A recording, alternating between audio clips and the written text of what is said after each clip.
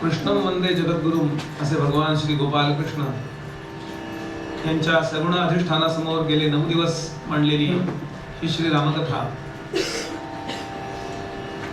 आपल्या कानावरती पडावी या परमशुद्ध हेतून या ठिकाणी जमलेले सर्व भाविक अधिकारी श्रोते सर्वांच्या हृदयस्थ परमात्म्याला मनापासून नमस्कार करतो। भगवंताला जे वर्तन अत्यंत आवडतं असं धर्माचरण आपल्याकडून घडावं असं ज्या धार्मिक सज्जनांना वाटतं त्यांना स्वतंत्रपणे नमस्कार करतो। अधिकारी, साधक, तत्वचिंतक, नामधारक, वैदिक, याज्ञिक, कीर्तनकार, प्रवचनकार, आपलं संपूर्ण जीवन कलेच्या रूपानं भगवंताच्या पायी वाहणारे सर्व श्रेष्ठ असे कला उपासक सगळ्यांना नमस्कार करतो। अनेक मान्यवर या ठिकाणी उपस्थित आहेत जे कथेवर आणि वैयक्तिक वक्त्यावर प्रेम करणारे आहेत। त्या सगळ्यांच्याकडून आशीर्वादाची अभिलाषा व्यक्त करून कथेला सुरुवात करतो।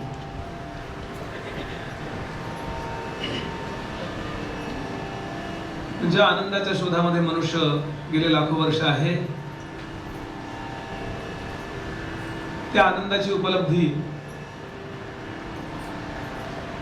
बाहेर कुठं नसून आपल्या बुद्धीच्या ठिकाणी जो प्रकाश आलेला आहे आणि म्हणून बुद्धी प्रकाशित झाली आहे त्याच ठिकाणी असा भारतीय संतांनी सिद्धांत मांडला आणि आपल्या भारतामध्ये स्पिरिच्युअलिटीला खूप महत्त्व देण्यात आलं। अर्थात विचार म्हणला की त्यामध्ये विकार निर्माण होतोच। या न्यायानं शुद्धतेनं निर्माण झालेला कुठलाही संप्रदाय असो काही वर्षानंतर तिथे कमी जास्त प्रमाणात प्रदूषण निर्माण होण्याची शक्यता निश्चित असते। नाक आहे ना तर शेंबूड येणारच। मग शेंबूड काढायचं का नाक कापायचं? म्हणून प्रदूषण निर्माण होऊ नये आणि झालं तर ते दूर व्हावं याकरता सातत्यानं ज्या साधनाचा पाठपुरावा सगळ्या संतांनी केला त्या साधनाचं नाव आहे श्रवण। अध्यात्म चिंतनाला बसा, अध्यात्म श्रवणाला बसा, म्हणजे या अध्यात्म चिंतनात कुठेही विकृततेला जराही वाव नाही। अध्यात्म धर्म याच्या विकृत कल्पना जर कोणी मांडत असेल तर ती चूक मूळ विचारांची नसून त्या लोकांची आहे। जसा एखादा डॉक्टर चुकला म्हणून पॅथॉलॉजी किंवा पूर्णच्या पूर्ण ती ॲलोपॅथी, होमिओपॅथी, नॅचरोपॅथी चूक नसते, तो एकटा डॉक्टर चुकला।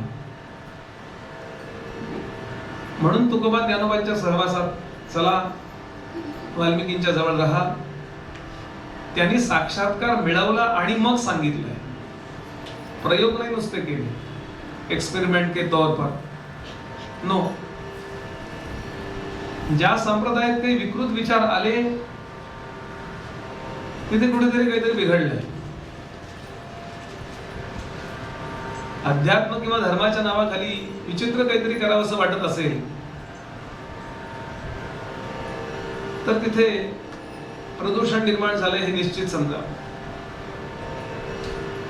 म्हणून अशा विकृततेला आळा बसावा म्हणून जी कथा ऐकावी त्या कथेचं नाव रामकथा असं आहे. अनेक कथा आहेत पण त्यातली सर्वश्रेष्ठ अनुकरणीय कथा रामकथा. जीवनात काहीही घडलं तरी सुद्धा कधीही नकारात्मक दृष्टिकोन ठेवू नका.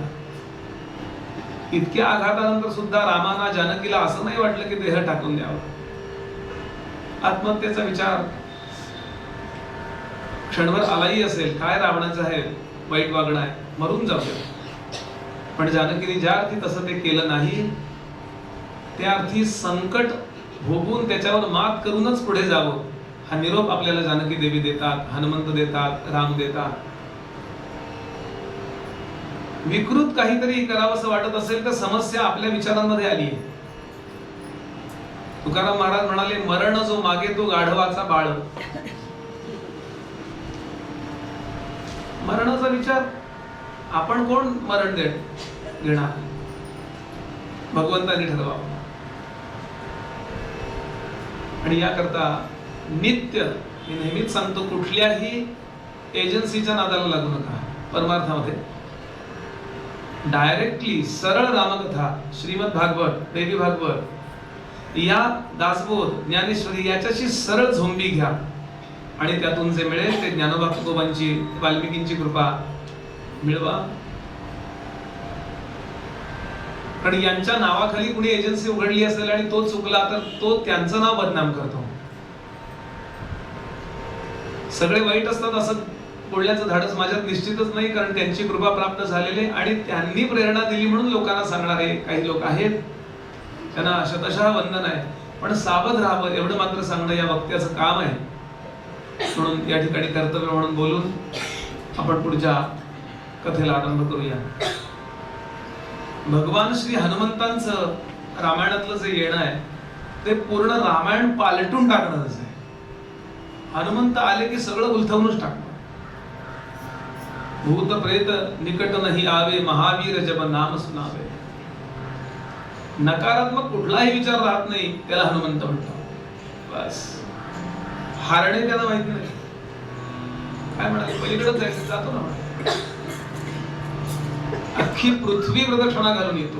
नाही मलाही जायचं कारण नाही, माझं शेपूट सुद्धा ते काम करेल. ब्रह्मांडा भोवते वेळ वज्रपुच्छे घालू सके, तयासी तुलना कैची ब्रह्मांडी पाहता असे. यथार्थ वर्णन आहेत, अतिशयोक्तीची वर्णन नाही येतील.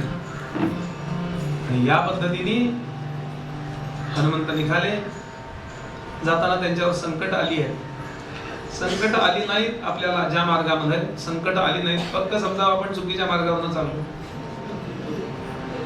संकट आली की फक्त समजा आपण बरोबर आहोत. कथेला जाताना संकट येतात, संध्याकाळी तिकडे जाताना येत नाही असं ते म्हणतात. आणि पलीकडे निघाले हनुमंत. पहिलं संकट आलंय हे लोभाचं संकट आहे. मैनाक नावाचा पर्वत वरती आला. ज्या वेळेला इंद्रानी वज्र धारण करून पर्वतांना पंख होते, ते पर्वतांचे पंख कापले असा उल्लेख पुराणांमध्ये येतो. म्हणजे ग्रॅव्हिटी पॉवर डेव्हलप झालेली नव्हती. सगळं असं आकाशात तरंगत होतं. ते सगळं असा गोळा लाडू केला. ज्या देवानी त्याचं नाव इंद्र. कुठल्याही ठिकाणच्या मुख्याला इंद्र म्हणतात, लक्षात ठेवा. म्हणजे तेजांमधला इंद्र आहे तो सूर्य आहे.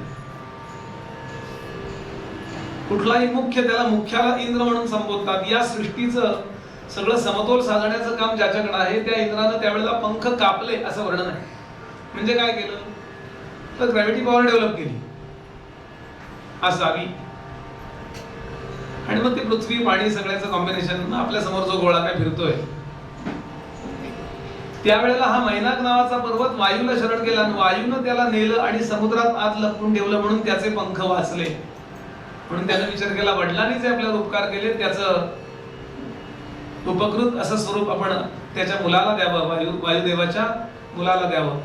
म्हणून हनुमंताकरता तो पर्वत वरती आला. त्या पर्वतावरती अनेक उत्तम खाद्य पेय, उत्तम व्यवस्था, रेस्टॉरंट्स. आणि त्यांनी सांगितलं हनुमंता थोडी विश्रांती घ्या, खा प्या जरा, म्हणजे मला बरं वाटेल. हनुमंताने सांगितलं दुसऱ्याच्या कामात आपलं काम उरकून घेतो त्यालाच भ्रष्टाचार असं म्हणतात. मी रामकार्य करता निघालोय, मला लोभ काही करू शकत नाही. लोभी माणसं जगात चांगलं काम करू शकत नाहीत, लक्षात ठेवा. निर्लोभत्व हनुमंताने पहिल्यांदा सिद्ध केलं. यानंतर निघाले. सुरसा नावाची नागमाता आली आणि तिला सांगितलं मला भूक लागली, एकदम आकाशात, मला भूक लागली आहे. भूक लागल्यानंतर समोर जे असेल ते खावं असं धर्म सांगतो. त्याप्रमाणे तू माझ्या मुखामध्ये प्रविष्ट हो, आ. आणि समोर इतक्या वेगाने एकदम आ. हनुमंताने लगेच इमर्जन्सी गिअर टाकला आणि अणिमा, लघिमा, गरिमा, ईशिता, वशिता, कामवासयता या अशा अनेक सिद्धी आहेत. त्यातली महिमा नावाची सिद्धी म्हणजे मोठं होण्याची सिद्धीची बहुतेक सगळ्यांना आज प्राप्त आहे. फक्त लहान होण्याची त्यानंतरची नाही आहे. इतके मोठे झाले हनुमान. ती म्हणाली मला काय कच्च्या गुरुचा चेला समजलास काय, म्हणून तिने अजून मोठा. हनुमंत अजून मोठे झाले, अजून इतका मोठा आ केला नाही का. आपल्याला डॉक्टर सांगतात आ करा, मग आपण विसरतो आ करा. इतका आ करायला लावला. एका पेशंटने सांगितलं डॉक्टरना तुम्ही काय तोंडात बसून दात काढणार आहात का, तसं करणार असाल तर बूट काढून ठेवा. मुद्दा लक्षात राहण्याकरता विनोद.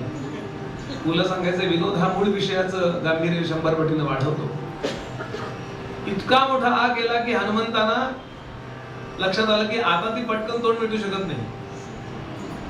आणि पटकन लघिमा नावाची सिद्धी. लघिमा म्हणजे लघु होणे, लहान झाले, चिमणे एवढे छोटेसे झाले, मुखामध्ये प्रविष्ट झाले आणि गदेने सगळ्या दातावर दात ठीक आहेत ना, खटखट खटखट खट आणि बाहेर आले. ते म्हणाले तू वेळेवर तोंड मिटलं नाहीस, हा तुझा प्रॉब्लेम आहे, मी चाललो. दुसरी परीक्षा युक्तीची झाली. पहिली लोभाची, दुसरी परीक्षा युक्तीची. तुम्ही युक्तिवान आहात की नाही. यश कधी मिळणार आहे. पहिल्यांदा लोभ नको, दुसऱ्यांदा नुसतं निर्लोभत्व असून चालणार नाही. आम्ही निष्क्रिय पण युक्ती काही नाही, तसं नाही चालणार. तुम्हाला बुद्धिमत्ता युक्तीचा सम्यक वापर करता आला पाहिजे. बुद्धिमताम वरिष्ठम, बुद्धिमताम अरिष्टम नव्हे. आणि सुरसा मातेने आशीर्वाद दिला. मी तुझी परीक्षा घ्यायला आले होते, तुला आशीर्वाद देते. निघाले. यानंतर सिंहिका नावाची राक्षसी आली. इथे शक्तीची परीक्षा. पटकन कळलं पाहिजे काय संकट आहे, नाही का. त्या जेई वगैरे परीक्षांमध्ये तो प्रश्न कळायलाच वेळ जातो म्हणे, मी दिलेली नाहीये. आणि मायनस मार्कच भाग असतात, जे मायनस पडतात म्हणे मार्क, शून्यपेक्षा कमी. का, तुम्हाला प्रश्न कळला पाहिजे आणि उत्तर देता आलं पाहिजे. आणि एक वेळ येत. माझे गुरुजी सांगतात पास आणि नापास याच्यामध्ये फक्त एका भिंतीचं अंतर आहे की नाही. भिंतीच्या आत असताना शेवटची बेल होण्यापूर्वी सगळं आठवलं गेलं तो लक्षात आलं हे भयंकर संकट आहे. म्हणून एकच गदेचा प्रहार केला आणि सिंहिका गतप्राण झाली. तिसरं संकट होतं ते शक्तीचं संकट. आणि हनुमंत लंकेत जाऊन पोहोचले. लंकेमध्ये गेल्यानंतर विचार केला आता लंकेत प्रवेश करण्यापूर्वी समुद्र किनाऱ्यावर उतरले, प्रवेश रात्री करूया. म्हणून रात्रीच्या वेळेला लहान रूप धारण करतात, तसेच्या तसे निघत नाही. नाहीतर लंकिणी आवडे त्या आडवे तिथे ती काही स्वागताला थांबलेली नाहीये. कुठल्या देशात प्रवेश करताना कसा करावा लागतो प्रवेश सांगा. आपण दुबईला गेलाय, आपण परदेशात गेलाय, भारत सोडून कुठेही बाहेर प्रवेश करताना अवघड असते ती परिस्थिती. भारतात कुणी आपल्याकडे तो काही म्हणजे भारतातले लोक सरकारच्या जीवावर जगत नाहीत, नशिबावरच जगतात. कुठं बॉम्बस्फोट कधी होईल, कुठं एवढा तीसभर देश आहे सिंगापूर, तिथे नाही बॉम्बस्फोट हो. एक जण म्हणे देवाला न मानणारा भारतात आला. देव काही नाहीये, कुछ नाही. आणि महिनाभर भारतातनं जाताना देवाला मानायला लागला. देव निश्चित आहे म्हणलं, त्याशिवाय भारतातले लोक तुझ्याकडे नाही. रात्रीची वेळ होती आणि छोटं रूप धारण केलं. अनेक सिद्धी आहेत आणि हनुमंत असे लहान होऊन निघाले, पण तितकी महाभयंकर अशी देवता आहे बरं का ती. तिचं नाव लंकिणी. तिनं अडवलं, कुठे निघालास चोरासारखा, कोण आहेस तू, इथला नाही आहेस तू. हनुमंताने लगेच टुरिस्ट व्हिसा, फिरायला जास्त शहाणपणा करू नको, मी तुला खाऊन टाकते असं म्हटल्यानंतर हनुमंत प्रकट होतात आणि प्रभूने विचार केला वेळ जास्त नाहीये, संवादावर आले. एक डाव्या हाताने खंडकन कानफाटात दिली. असं वर्णन आहे की स्त्रियांना कधी स्त्रियांच्यावर आघात करू नये, त्यांच्यावरती हात उचलू नये. आणि अगदी नाईलाज झाला तर उजव्या हाताचा मनुष्य आहे त्याने डाव्या हाताने मारावं, म्हणजे कमी लागतं. सोय सांगत नाहीये, इथलं काय ते सांगत. एकच जी वाजवली ती रक्ताची उलटी करायला लागली आणि ती आनंदी झाली. तिनं सांगितलंय एक घडी, ती हनुमंताशी बोलली, एक घडी आधी में पुनी आध. एक घटिका 24 मिनिट, अर्धी घटका किती 12, त्याच्यामध्ये पुनी आध 6 मिनिटं. एवढा वेळ जर मिळाला, तुलसी संगत साधुकी घटे कोटी अपराध. तात स्वर्ग अपवर्ग, अपवर्ग म्हणजे मोक्ष, स्वर्ग आणि मोक्ष हे जर एका तराजूच्या एका तांगडीत ठेवले, एका बाजूला ठेवले, तात स्वर्ग अपवर्ग धैर्य तुला एक अंग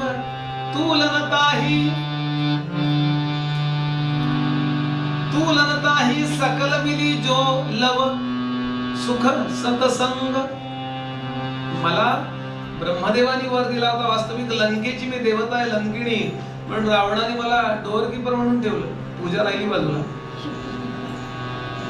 तेव्हा मी ब्रह्मदेवाला प्रश्न विचारला की हा रावण इतका दुर्दांत आहे की मी या गावाची ग्रामदेवता असून मला इथे डोअर कीपर म्हणून जर ठेवलं असेल तर माझी काय किंमत राहिली, कधी माझा हा वनवास संपेल. तेव्हा ब्रह्मदेवाने सांगितलं होतं एक वानर इथे येईल आणि तुला एक श्रीमुखात देईल, तेव्हा तू रक्ताची उलटी करशील, तेव्हा पक्क समज की रावणाचा अंत जवळ आलाय. तिला आनंद झाला, तिने स्वागत केलं, you may go. Red carpet वगैरे काय हनुमंत निघाले. आणि यानंतर सविस्तर वर्णन येतात. लंकेतल्या फार महत्वाच्या एका गोष्टीचं हनुमंताने अवलोकन केलं आणि ते म्हणजे आपल्याकडे म्हणाले संध्याकाळ झाली, रात्र झाली की माणसं झोपतात. इथे बरोबर विरुद्ध आहे, रात्र झाली की माणसं जागायला सुरुवात करतात.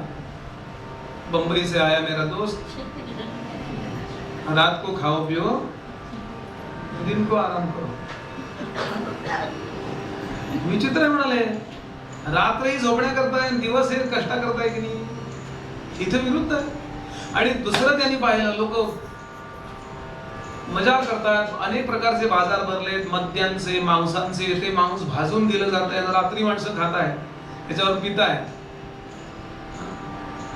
आणि कुणालाही एवढंही वाईट वाटत नाही की ही परकीय प्रदेशातली एक राजकन्या आपण पळवून आणली, एका दुसऱ्याची पत्नी आपण पळवून आणली, याबद्दल कुणी खेदही व्यक्त करत नाहीये.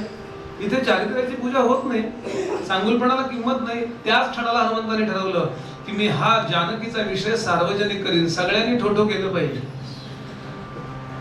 की कशाला त्या रावणाने त्या जानकीला पळवून आणलं, आमचं जीवन खराब झालं असं झाल्याशिवाय लोक चारित्र्याची पूजा करणार नाही. त्रास झाल्याशिवाय मनुष्य आपलं जळतं तेव्हा कळतं.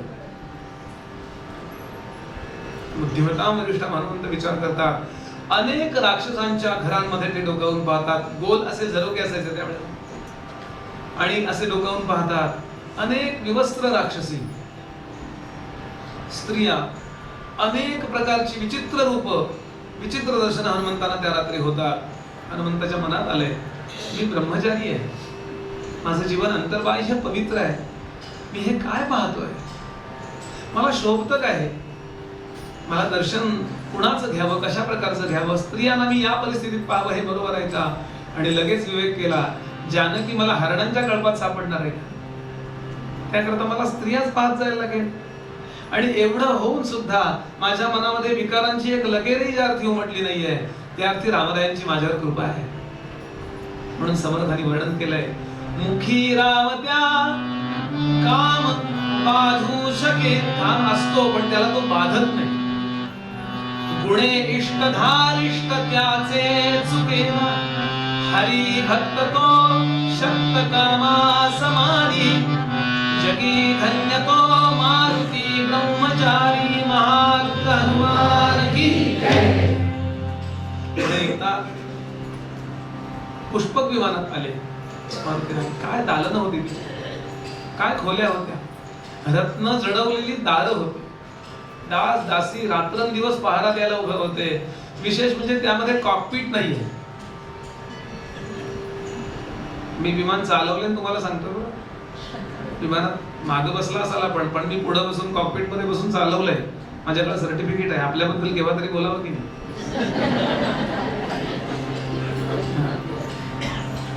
मुंबईच्या बॉम्बे फ्लाइंग क्लबनी एक घेतलं होतं की विविध संप्रदायातल्या लोकांना शिकवायचं.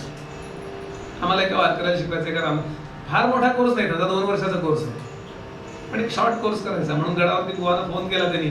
बुवा म्हणले याला घेऊन जा, याला त्यातले फार आवड आहे. मी हे काय सांगतोय आपल्याला, तर त्याला कॉकपीट नव्हतं त्या विमानाला, ते मनोगामी होतं. मुख्य मनुष्य मुख्य सीटवर बसला की त्याच्या मनाप्रमाणे ते जाईल. म्हणजे विमान अपहरणाची शंका करायचं कारण नाही. काय असेल ना, म्हणजे आपल्या मनाशी ट्यून केलं जायचं ते विमान. काय प्रगत असो आपण.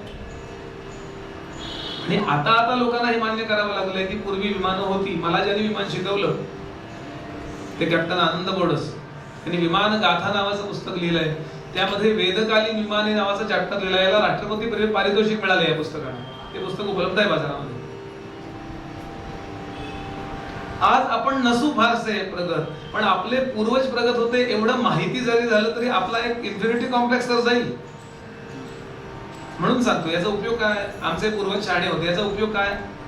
आपण श्रीमंत नसलो तरी आपला बाप श्रीमंत होता हे जरी कळलं तरी आपण नको त्या लोकांच्या पुढे तोंड वेंगाडून आपण नाही हो भारतात रेल्वे त्यांनी आणली नाही तर अवघड होतं. हे जे काही झाले ना, हे आम्हाला शिकवून तुम्हाला स्वतःच्या बद्दल एक कॉम्प्लेक्स निर्माण व्हावा, ही व्यवस्था तरी बंद होईल. एवढाच त्याचा हेतू आहे. आणि कदाचित असा आहे का मग आम्ही विशेष काहीतरी करू. तसंही राईट ब्रदर्सच्या आधी विमान मुंबईला, काय नाव त्यांचं, तळपदे नावाच्या एका वैदिक ब्राह्मणाने उडवलं. त्यांचा सगसगीत गोटा होता बरं. डोक्याचा गोटा, कपाळाला भस्म, शेंडी असा धोतरवाला मनुष्य त्यांनी पहिलं विमान मुंबईला उडवलेलं आहे. पण मीडिया आपल्या हातात नव्हतं तेव्हा. असो, हे सगळं विमान फिरून पाहिलं आणि कुठेही जानकी नाही. रावणाच्या अंतपुरात येतो मध्यरात्री आणि रावणाचा मोठा थोरला पलंग आणि त्या पलंगावरती सुंदर अशा प्रकारची गादी, पलंगपोस. रावणाकडे पाहिला अत्यंत सुंदर असा रावण आहे. रावणाचं विकृत रूप जे दाखवले ते त्याच्या स्वभावाचं रूप आहे. रावण अत्यंत सुंदर होता असं वाल्मिकींनी वर्णन केलंय. अहो रूपम असं हनुमंतांनी म्हटलंय. आणि यानंतर एकदम त्याला आनंद झाला, कारण त्याने काय केलं, नीट पाहिलं तर त्याच्या शेजारी एक जानकीचं वर्णन जे केलेलं रामानी, तशी सुंदर दिसणारी स्त्री पाहिली. आणि हनुमंताला इतका आनंद झाला, त्याने शेपूट पटकन असं मुखामध्ये घेतलं आणि गोल गोल नाचायला लागला. जानकी सापडली, जानकी सापडली, जानकी सापडली. रावणाच्या शेजारी एकदम गंभीर झाला. असा कसा मी विचार केला म्हणून. रामराय इतके दुःखी असताना जानकी अशी कशी असेल. आणि पटकन विवेक केला, ही मंदोदरी आहे. विचार करतो काय करूया. पहाटेचे 2 वाजत आले आणि इथे हनुमंतांच्याही मनात नकारात्मक विचार आल्याचा अध्याय वाल्मिकींनी लिहिला. जानकी येताना समुद्रात पडली तर नसेल, तिला जलचरांनी खाऊन टाकलं नसेल, किंवा इथं आल्यानंतर रावणानं बरं वाईट केलं नसेल. आणि जानकी संपली हे जर मी सांगितलं तर रामांचा त्या क्षणाला प्राण राहील का. आणि रामांची ही अवस्था पाहिल्यानंतर लक्ष्मण जगेल नाही ना. आणि लक्ष्मणाचं काही बरं वाईट झालं, रामांचं काही बरं वाईट झालं तर सुग्रीवाचाही प्राण जातील, मग वानर राज्याचं काय होईल. इतके नकारात्मक विचार हनुमंताच्याही मनात आले